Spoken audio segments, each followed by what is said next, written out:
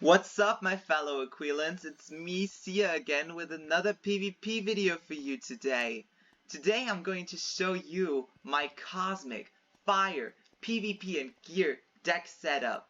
I'm so excited for this because I recently got my Fire Wizard Diana to Cosmic level, and as you know, Fire has various options to go for in PvP. I'm so excited for that. I hope you are too, since you liked my last video on the Cosmic Ice PvP gear and deck setup. Without talking more and more, I would say I will introduce you to my gear setup with Diana. So I'm starting off with the cheeky Dragoon's Fiery Helm because it gives me so much damage, so good health, and so many power pip percentages, which help me so much in my matches. And if you compare it to Crocopatra, you see it has a higher amount of health, higher amount of pip chance, 8% extra accuracy, 1 more pierce. The critical doesn't matter in this meta anymore.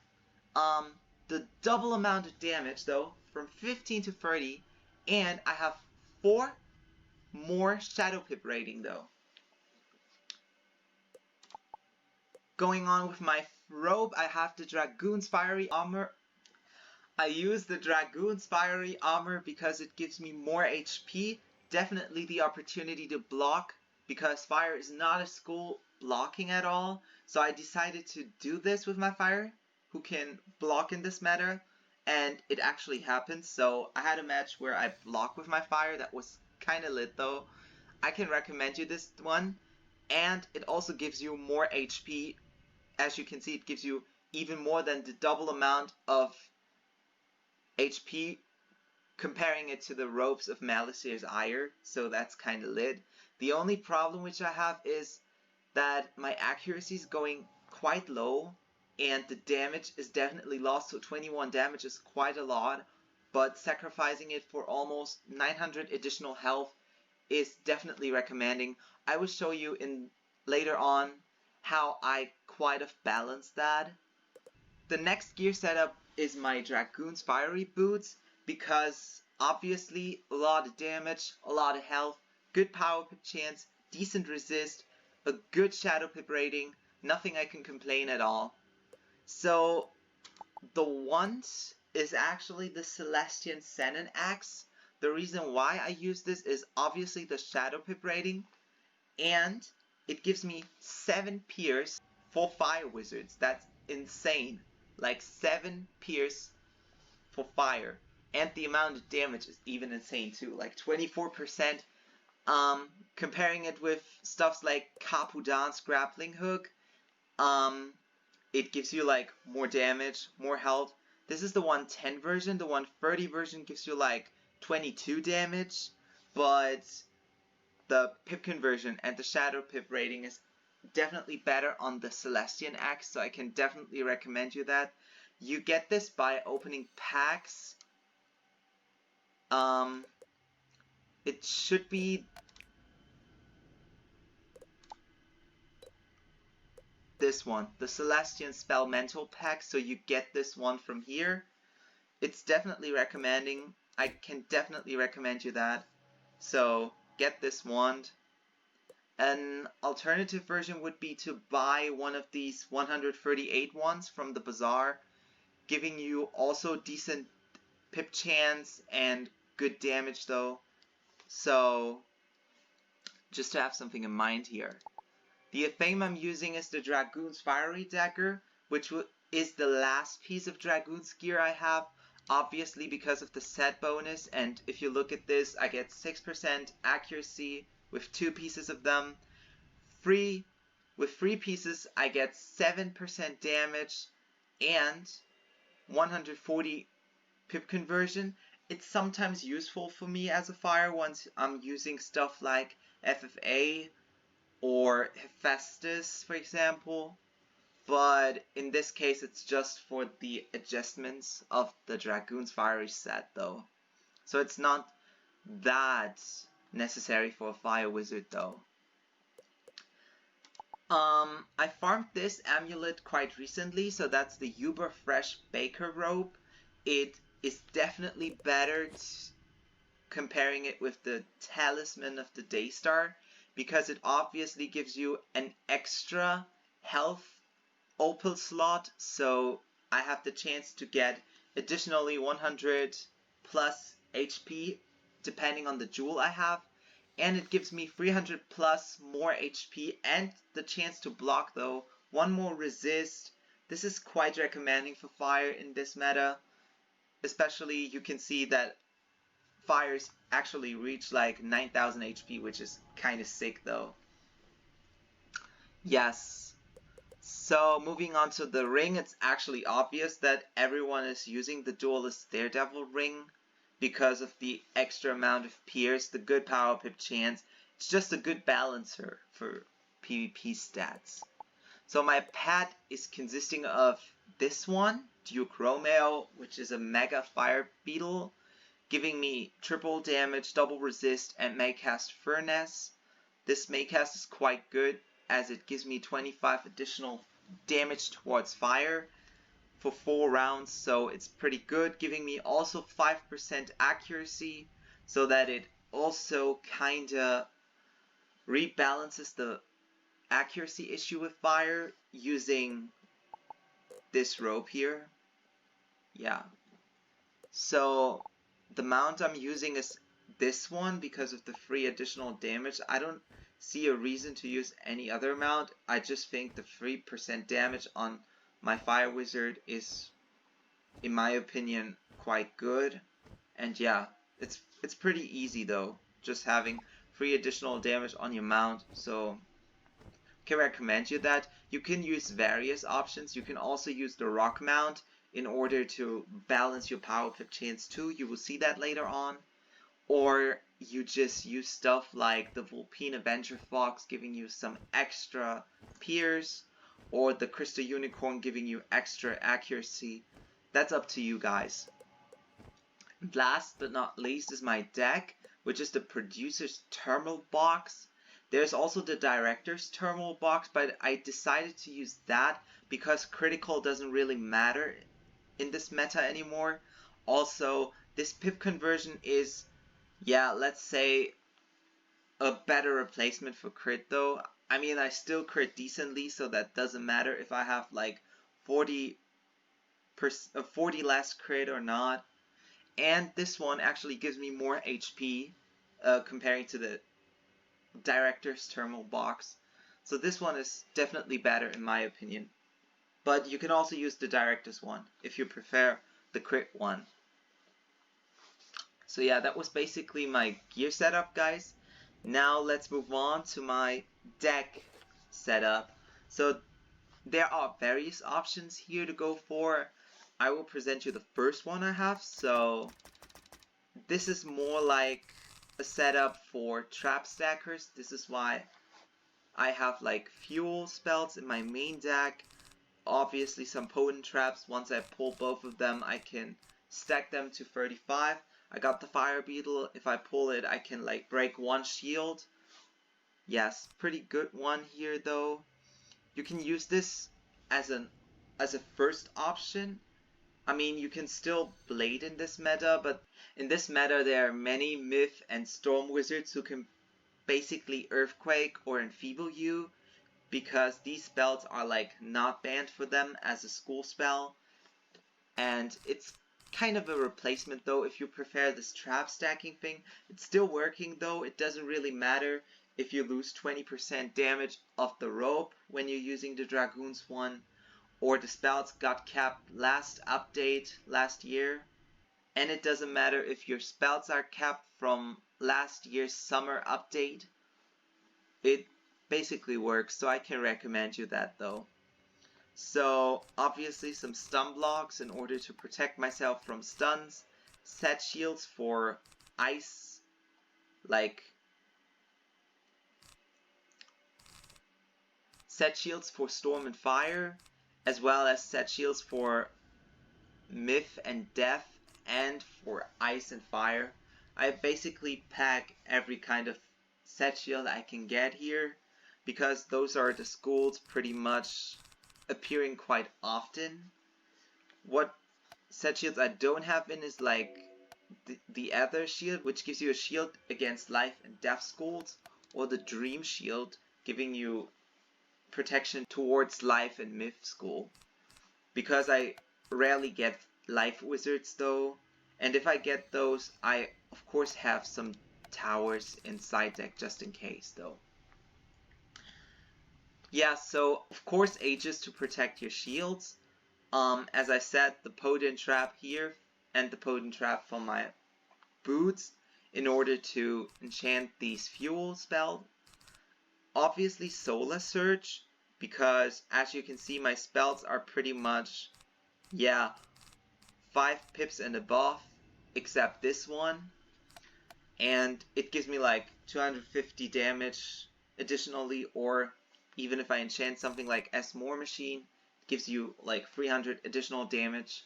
It's a quite good spell though for fire, giving you 1515 damage maximum. For a spell, especially when you combine it with Strike, it's pretty OP though. And especially when you get like a Furnace Maycast from your pet, you can almost do like 7,000 damage with that spell and Strike. That's quite insane. That's quite a game changer though. Yes, so of course I keep one Efreet, although all the Efreet versions are like capped to 45, except the Vengeful Efreets from the pet. I still use this. I mean, 45 weaknesses are not saving you entirely, but partially. And yeah, it can change games once you have like a wizard who has an open shadow pip hit and you have like 2000 HP. You can basically use this in order to save yourself a bit, especially when you rock a setup only 43 resist, because as I told you guys, I'm playing Glass Cannon, not like high damage, low resist. That helps you a lot using Efreet though. Yeah, FFA, Fire from Above, as it gives you a 25% trap. Also a good spell, even if you enchant it with Solar Surge. It gives you 1300 damage maximum. That's still a good spell to use though. And yeah, also 5 pips. You have the chance to pip conserve, and I will show you later on how my stats in total look like.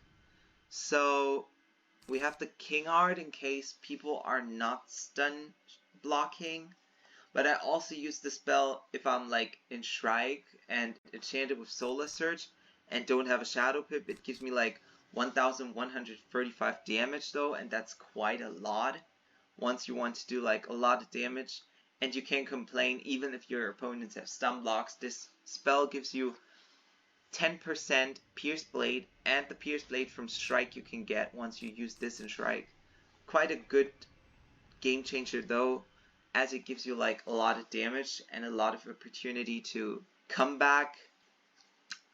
I have this spell in my deck, but only once. The reason why is because it can also change games. I only upgraded Krampus to minus 50% accuracy, but I had matches where people are like pressuring me a lot, and once I really don't know what to do, I tend to use Krampus.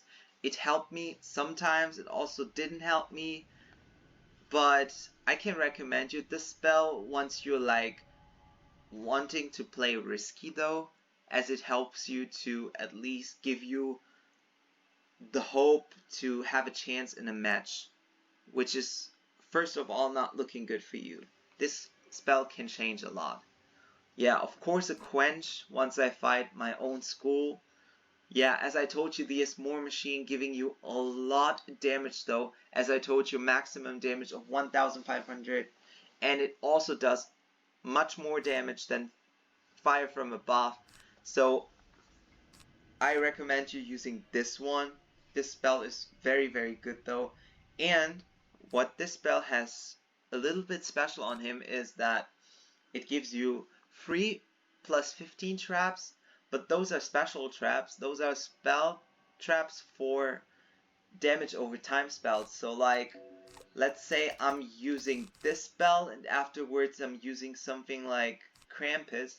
The 15% trap wouldn't activate on Krampus, but it would activate on something like Link or Fire Elf, as those spells are like DOT spells, and they only react once the damage over time thing is running. So let's say Fire Elf does 100 damage. If I use it on a wizard already having like as more machine traps, the 100 damage will just go through and all the free traps stay, because they will only be activated once the DOT runs around the wizard you're fighting though. So that's kind of useful though, especially for spells like Fire Wyvern, which are also super hard to get, by the way. But this can be very useful combining it with spells like Fire Wyvern or Fire Elf, or if you want to go quite much, like you can also combine it with Burning Rampage. It depends on you what you would like to do here. So moving on to my side deck though, I am pretty much playing around with this a bit, so it doesn't look that well, but the idea I'm having here is to put every supportive spell I can get in my side deck. So stuff like Tower Shield, Unstoppable enchants. Once I'm in Shrike and people have like Ward or something against me, I can use this to encounter it a bit. Triage, of course, in order to get rid of overtime spells. Some Fire Blades to confront wizards with the ability to Storm Scion me. I also have more fuel spells in order to make this fuel stacking strategy possible. Some Fire Guts when it really gets pressuring and wants to protect myself for one round. I got some of these. Of course, Wildfire. I decided to put them into the side deck because as you can see, I don't want to use like a full main deck spell, and those are definitely better than the regular 25 bubbles, so I can basically use them from my side deck, and I usually pull them, so they definitely help me once they are in side deck rather than in my main deck. Yeah, of course, Pierce spells, I mean, you know this thing, you just stack fuels, people are tower shielding or thermic shielding without Aegis protection, and then you can easily use Pierce because you don't waste any pips here and you get rid of the shield. And if you're very lucky then too, you have the chance that your pet actually casts the furnace thing too, so that's kind of crazy though. A 0 pip spell giving you such an amount of opportunities, that's really insane. Yeah, various dispels from schools like Vaporize, Strangle, Dissipate, of course Melt. Yeah, as they help me a lot. I don't have Balance Dispel in. The reason why is because most of the Balance wizards who go in Strike encounter it with like Shadow Wand hits or other spells like Death Bat or something. And Balance has the ability that their dispels appearing once you dispel them in Strike, and they use like a different school hit. As I told you, stuff like Death Bat or Shadow Wand hits, they can easily get rid of them, like a special ability of Balance. And life dispels, like I don't carry Entangle. The reason why is because I never had a reason to use them actually. I barely had life wizards who actually went in Shrike against me as a fire wizard. So I usually try to like get them down as fast as possible. And yeah, therefore I don't really need stuff like Life Dispel in order to encounter them. Yeah, and in case my game's kinda pressuring and risky though, I also have like 60 mantles in order to change the game though. Like the same effect Krampus has, just without using pips and hopefully getting lucky. Yes. Alright, so in total my stats would look like that. So I have 151 damage though for fire, which is still decent though. 43 resist, as I told you I'm playing glass cannon with like 108 flat resistance, which is quite good though. 30% accuracy, so it's not like the entirely best thing, but once looking at my spells, stuff like Krampus who have 75% accuracy or shadow spells with 70 only, I don't really fizzle spells, so I kinda handled it good though regarding accuracy. So basically you can just try out and look for yourself what you want to do here, but in this case the Dragoon's Robe still helps you health-wise, as you can see here. So my critical rating, as you can see, it's not that high though, but as I told you, critical and block don't really matter here in this new meta of PvP, as they don't show any percentages here and here. So I crit when I crit, I crit when I don't crit when I don't crit, so it's basically depending on the system here, so I don't have any influence on my critical chance here. But for my block chance I kinda do, because the higher my block rating is, they kinda look though in which bracket they put me in. So before I was using Dragoon's Fiery Robe or Uber Fresh Baker Robe, I used to run a lot of damage and a lot of crit though, but zero block practically, so that they actually doubled the amount of damage I do with my fire spells. But right now, due to this Dragoon's Robe and the Uber Fresh Baker Robe, I get like a ton of block rating though. So for fire wizards that's quite a lot though, and the chance I'm blocking is not quite low. Block helps me like a lot though. As you can see, I'm a glass cannon wizard without any type of resist though, so block can be really saving my game, especially when people shrike or something. Yeah, 39 pierce, which is still very good for fire wizards to pierce, to have such an amount of pierce though. And last but not least, the pip conversion is quite high, 72%, so once I'm using spells like FFA, I have a quite high chance to pip conserve. My power pip chance is not 100%, it's at 96%. As I told you, you have to play around once using the Dragoon's Fiery Armor, so it's not that easy though, but I decided to rather pip fail 4% than like base fizzling, because that's, in my opinion, better for me though. Yeah, and the good thing on this entire stats are my shadow pip rating, which is at almost 130, which is very good for fire wizards in this meta, because I rarely have situations where I get like 0 shadow pips, so this rating puts my shadow pip meter very high each match, so that's kind of good though, using this one. Yeah, I can definitely recommend you this setup entirely, especially for the shadow pip rating, for the amount of health, but also for the opportunity for fires to block though, so kind of interesting here.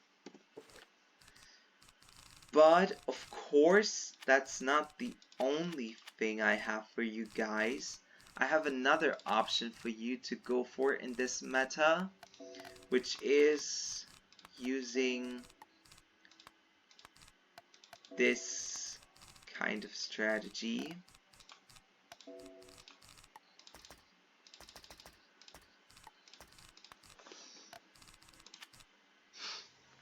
Alright guys, so the second opportunity I have for you as a fire wizard to go for, which is why this setup is also helping you with this second method of fire PvP, is using a different deck strategy, and this would look like this here.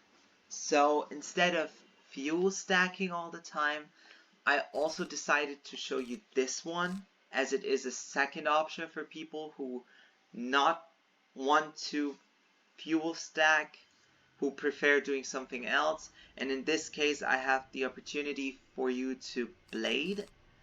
Yeah, why blading? So as I told you before, Myth and Storm Wizards still have the opportunity to Earthquake and Enfeeble you, but with the last recent update KI made for Wizard101, they removed spells like Aftershock and Enfeeble TC, so they pretty much opened another opportunity for Wizards to Blade Stack too, so that they also change their possibilities and opportunities they have. So they opened also a new thing for Fire to Blade Stack, and this one is interesting in that case because you can combine it with a spell like Sun Serpent. Yeah, Sun Serpent, a spell which we barely use or which Fire Wizards never use in PvP, is a kind of new option for Fire because if you enchant it with the Solar Surge one, you of course get like the full enchanted version of Sun Serpent. As there is a divided damage though, you only get 150 damage from Solar Surge for each hit, so you can get like 480 damage once you enchant it with Solar Surge, because that's the one half of damage, and the other half of damage would go in this range of 785 to 885 damage though. Kinda interesting. And yeah, so this deck doesn't really differ from the other one. The only thing which is new here is that I don't have spells like Fire Scion because I don't use traps, or Krampus in order to make an RNG move here. I basically use this setup for like one shots because you can like Blade Stack fully and go and strike, for example, and use Sun Serpent. The first hit has like a huge amount of damage, but if you have wizards who, for example, Tower Shield or Set Shield once you're in strike and want to use the spell, you can like get only a good amount of your first hit, but a super amazing amount from the second one. 480 damage doesn't sound that much, but if you compare the new Fire PvP system from the recent one, Fires have a chance of doing actually double the amount of damage once you belong to the range of PvP wizards who have a lot of damage and a lot of crit, but like low chances to block though. And Fire definitely belongs to the meta of people who like do double amount of damage and barely block. And that's kind of new for Fires to use that spell, as it can, but doesn't have to, it can one-shot your opponent entirely. And that's pretty awesome for Fires to do so. What you can also do is like double blade, for example, and use like as more machine. As you can see, the fire blades give you more percentage of damage though, especially when you enchant it with sharpened blade, as it can give you the amount of doing even more damage in strike, for example, or once you get an open shot. That's pretty insane though for fire. Yes. So that's basically the difference from the main deck. The difference in the side deck would look like that I have like of course more blades though. I also have spells like Shatter in order to like remove a stacked version of various shields like Elemental Shield TC or Tower TC or other stuff like that, in order to get a higher chance of one-shotting with Sun Serpent.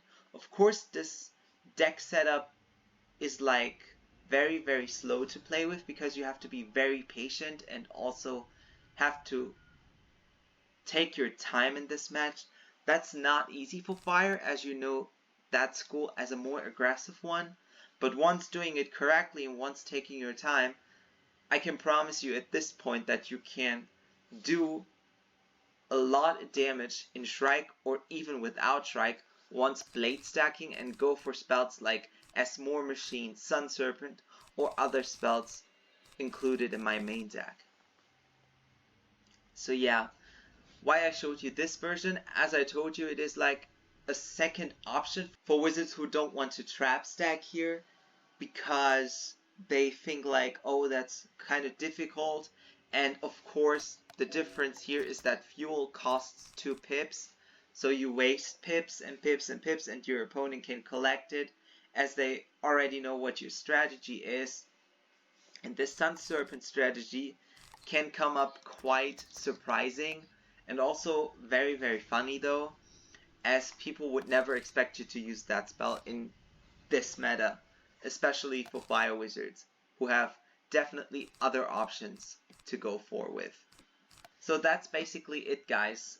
That was my Cosmic Fire PvP gear and deck setup video, of course with various options.